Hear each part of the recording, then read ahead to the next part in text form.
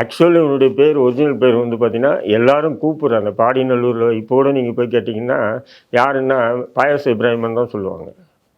வேலூர் இப்ராஹிம்ன்றது இவனுடைய இல்லை, இவனுடைய மனைவி வேலூர்.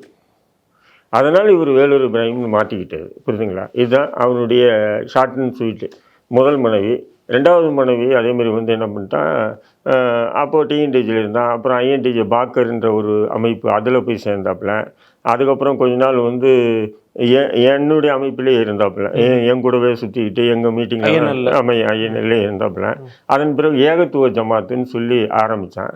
ஆனால் யாருமே இவனுக்கு ஒத்துழைப்பு கொடுக்கல. இவன் வேலூரில் இருக்கும்போது ஏன் வேலூர்லேருந்து துரத்தடிக்கப்படுறாங்கன்னு சொன்னால் பெண் குற்றச்சாட்டு. சரி. பெண் குற்றச்சாட்டு. டிஎன்டிஜிலேருந்து ஏன் துரத்தடிக்கப்படுறேன்னா பெண் குற்றச்சாட்டு. ஐஎன்டிஜிலேருந்து ஏன் துரத்தடிக்கப்படுறேன்னா பெண் குற்றச்சாட்டு. தமுமுகலேருந்து ஏன் துரத்தடிக்கப்படுறேன்னா பெண் குற்றச்சாட்டு. எல்லா இடத்துலையுமே பெண் குற்றச்சாட்டு தான் இவங்க மீது பிரதானமாக இருக்குது. அதனால் துரத்தடிக்கப்பட்டால் கடைசியாக வந்து மேலப்பாளையத்தில் வந்து நெல்லை மேலப்பாளையத்தில் வந்து ஒரு நிகழ்ச்சிக்கு போகும்போது அங்கே அடித்து போட்டுறாங்க. அது வந்து சோஷியல் மீடியாவில் பயங்கரமாக வந்தது.